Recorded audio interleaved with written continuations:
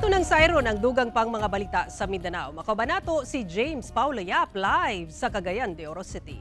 James? Salamat, Sarah.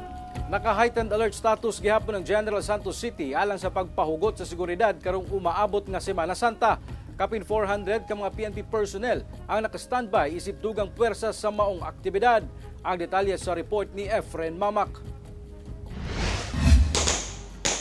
Nagpabilin gihapon ang red alert status sa kapulisan sa General Santos City alang sa pagpahugot sa seguridad, ilabi na karong umaabot nga Semana Santa. Gani, anaa sa 400 ka PNP personnel ang nakastandby isip dugang puwersa sa mga place of convergence sama sa bus terminal, seaport, airport, mga simbahan, ilabi na sab sa mga beach nga sagad suruyan sa mga turista. Ang atong kapulisan andam na kay naa tay security plan niya na. Ato yung gi-cancel ang ilang mga leave bahin niya na para gyud madugangan ang atong courses. Dugang sa GSCPO ang pagmuntar og mga COMELEC checkpoint sa syudad dakong tabang sa pagharang sa mga kriminal nga buot magdala og kasamok sa syudad. Pahimangno sa kapulisan sa mga mutambong sa mga aktibidad sa simbahan ug sa mga magbakasyon nga siguraduhon sab ang seguridad sa ilang panimalay aron malikay sa posibleng pagpangawat. Bisag wala ta basta naalay CCTV dito natay silingan nga nakanabilinan naapod tay animal barrier ito natay iro o natay lighting condition sa inigagabion. Most especially gyud ang atong balbabols dili gyud ibilin sa balay. Kauban si Gary Balantay ug Bong Vicencio, Efren Mamak.